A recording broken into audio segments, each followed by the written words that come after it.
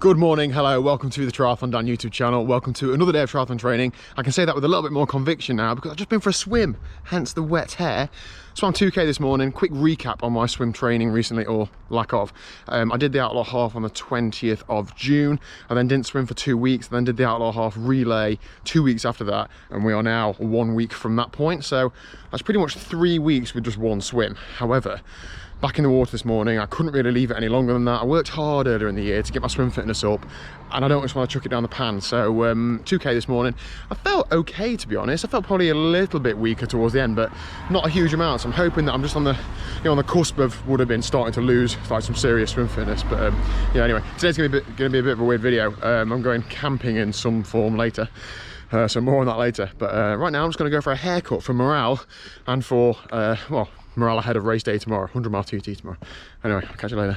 Okay, so it is now the evening. I didn't do any more training today and I'm stood in a field. All of these things will become clear very soon. I'm going to answer a question that's probably in the video title somewhere that I've been asked a few times now. I've been meaning to, I've not been putting it off, I've been meaning to do a specific video about it, but I just never got around to doing it. Earlier this year, I got another car. I got a new car, new to me car. And people ask me, why is the bonnet white and the boot white, what is it, tell us about it, that sort of thing. So that's what I'm going to address. So this car is a Toyota. In fact, hang on, let me tell you about how it came to be. So I had a Vauxhall Insignia. I had it 7 years or so, loads of faults, couldn't get it through an MOT without a significant bill, so I got rid of it. At the time we were still in a lockdown, I wasn't going to work at all, I was just going to, well, I wasn't even going to the pool at that point, but then late April time the pools were reopening and I was going to start going to the pool, so I was looking out for a car. Now my car had gone to car heaven and done and dusted, and Liz and I had swapped her car for a Ford Focus. I think I did a video about that, and yeah, that was it, it's Ford Focus. Now, so for me, your priorities change as you go through life, don't they? So a few years ago, like probably 8 or 9 years ago, cars were like my #1 priority. I had a, what did I have? I had a nice Focus Fiesta ZTS, then I had a Corsa VXR, I had a track car. You know, I spent quite a lot of money on cars, and I think as you go through life, you always have that thing that you spend money on, don't you? But it just changes what that thing is. So at the minute it's triathlon, for other people it might be, I don't know, kids or bikes or whatever it is anyway. My thing was cars, but it's not anymore. So when I buy a car now, I try and think, you know, how can I get the best value possible, as in like spend the least money? Because, and I'm not going to get too deep into it, because it's not a sort of channel, but apart from mortgages, Liz and I live debt free, so we don't borrow any money for anything. So any money we do spend on things like cars is like from your pocket, and so when I spend it, it feels like, oh, like it hurts a little bit more. So when I was looking for a car, I thought I really don't want to spend much money at all. I'm only going to go to the pool, obviously going to go back to work at some point, but then it's just a half an hour, 40-minute trip down the motorway. Dean, one of my club mates, is a taxi driver. Essentially, this was his car. He has a certain contract where he can only have a car up to 10 years old, and this car had just come up to 10 years old, so it was a 2010 plate, is it 2010? Yeah, 2010 plate, just come over 10 years old. So he had to get rid of it. He really did me a solid favour on the car. He's had it for years, maintained obviously all the time because he has to be obviously MOT, serviced, etc. I'm not going to share the price, it wasn't very much money. I spent more money on a single wheel before, but I bought this car, taxed it, insured it both for a year and filled it up for just under £1,000. So that gives you some sort of perspective, and it's been absolutely brilliant. I've had it like 3 or 4 months now. It's got 222,000 miles on the clock. It's got a reversing camera, it's got cruise control, dual zone climate control. Most importantly for me, it's big, so I always liked having a car that I can get the bike in. There we go, see my bike's in there, absolutely no problems whatsoever. There is an airbed on there, I'll come to that in a minute, or in fact I'll come to that now. So yeah, that's my car. I hope that answers the question. If anyone's got any more questions, feel free to ask me. I don't really know much about it, other than I'll just drive it, so there you go. I mean, the plan is obviously this lasts as long as it lasts, and if it breaks then I'll get a new car. So what am I doing in, I'm in Norfolk, by the way. I haven't said anything, you might notice it's quite flat.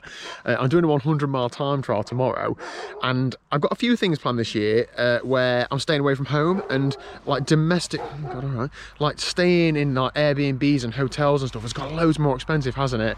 And a few of the events that I'm doing are, am I going to get mauled by a dog, are things that I'm like out and about, and perhaps I don't want to stay in a hotel. So, God, all right. So I've been trying to think about how I can be like, I'm going to reposition somewhere where there's no dogs. So yeah, a few things this year. I'm going to be staying away from home, where staying in a car would be advantageous. National 25, supporting at the 24-hour, and other little things like that. So I wanted to trial, like, I don't know what you call it, wild camping. I don't think it's wild, is it, staying in a car? But I've essentially bought an air mattress and various other things to enable me to sleep in this car overnight. But it's quite late now. It's about 8:30 at night. I'm about 45 minutes to an hour away from where I'm staying. I'm staying near Wyndham in Norfolk.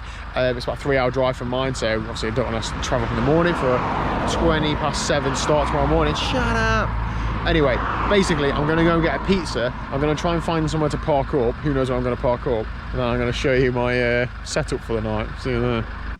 Pizza acquired. I've just pulled up. I'm just going to eat this. I can't think on an empty stomach. I need to find somewhere to pull up and park, but I need to get that pizza down me first. I've just reflected on that ramble I went on earlier. It's always hard for me when I don't plan it and script it, like, to feel like I got it across in the right way. So I hope that came across in the right way. What I'm basically trying to say is, like, I don't care what people think about, like, how you look to be doing in life. Like, if I pull up in a car like this, people think, oh, you know, what's going off there? Like, obviously they've not got much money, whatever. Like, I just don't care about that. It's not something I factor in my mind when I'm making life decisions. It's just about making the best decisions for us. And also, just because we live debt free doesn't mean we've got loads of money. It just means that we, like, try and live within our means. And obviously I've got a mortgage, I can't afford to buy houses debt free. So other than that, anyway, I need to eat this pizza. Bye. Right, I cannot believe I'm not even just ending a vlog here, like actually doing a video about this. I'm going to have to show you where I've parked up and what the setup is in the morning, because it is pitch black. It's about 11:30 at night. I should have done this in the daylight when I could see. Oh well, I think I'm there or thereabouts. It's absolutely red hot, so hopefully it cools down in the night a bit.